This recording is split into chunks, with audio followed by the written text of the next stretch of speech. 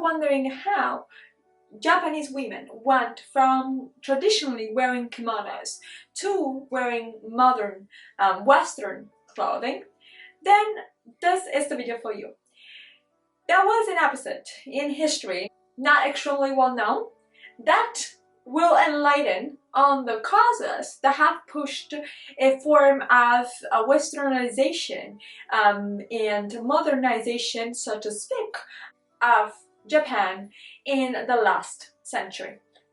The answer you're looking for is an earthquake. The earthquake of Kanto.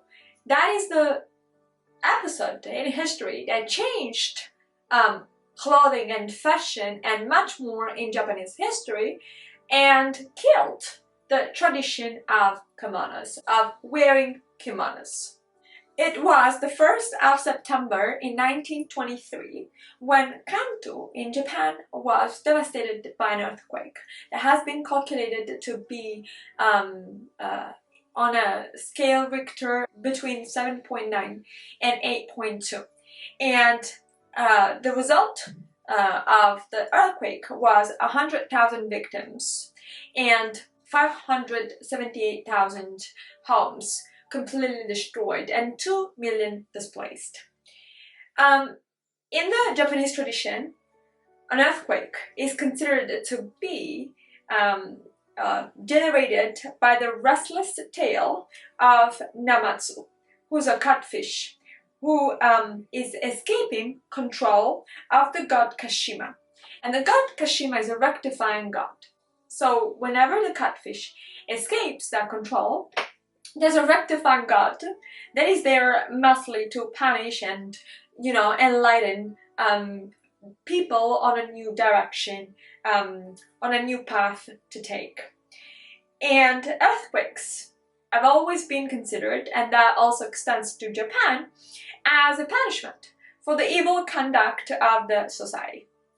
In 1868, during the Meiji dynasty, Japan started to be more open to the West, and that challenged, among many other ideals, also the stereotype of feminine ideals, specifically that of kimonos. We know that there were 3 categories that started to be fashion-wise more open to the West. The first was that of officers, the second the nobility, the third category was young women called moga. And that happened slightly later, between 1910 and 1920.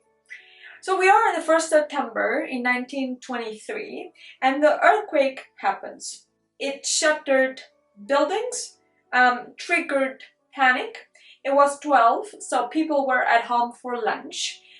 Domestic fires probably initiated fires that completely devoured the houses, because traditional houses are made in wood.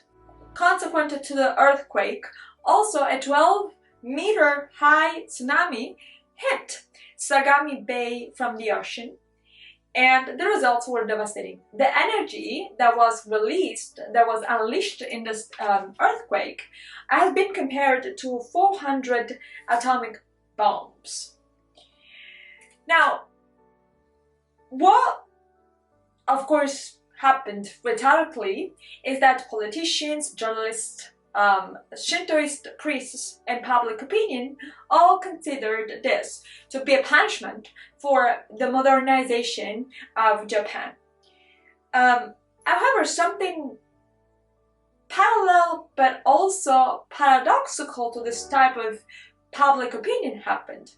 That is, what has been found out is that kimonos were actually the very thing that prohibited so many women to save themselves. Kimono and the high heels of their slippers. The high heels of their slippers impede normal walk, and so do kimono. And there was another fire later on at Shirokiya department store, where women could save themselves by throwing themselves off of a window, and they didn't, because of course they would be naked. So the shame derived from that was unbearable, and so they kind of like ended up dying in that fire. And so paradoxically to what the current opinion was at the time, that this was a punishment for the modernization of Japan, the actual fact was that the kimonos were considered also culprits of the earthquake, and that in the earthquake also fabric factories were completely destroyed. And then when it was the moment to build up, of course, it was more convenient for these factories, for these burned down factories, to rebuild and convert to fabrics that were more suitable to produce Western clothing. And that is how Japan changed in one fundamental way. This is an earthquake that actually killed the kimono tradition, the kimonos tradition, but it also changed fundamentally the way Japan from now on would build their buildings.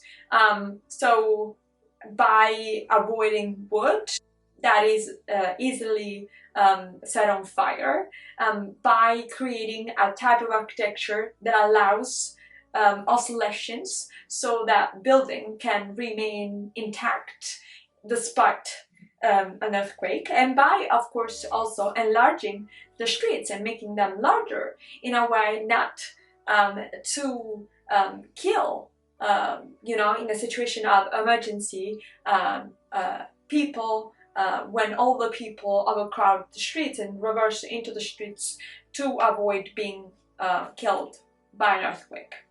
So that is the story.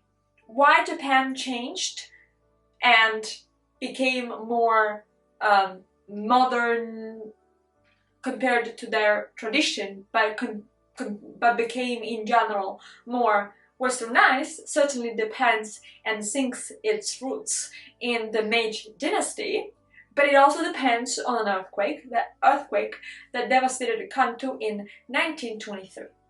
Alright guys, with that being said, that's all. I hope you have enjoyed this video, and if you have, don't forget to comment below, let us know your thoughts, that's important. Leave a like, subscribe to the channel if you like, and we'll talk some more next time. Bye!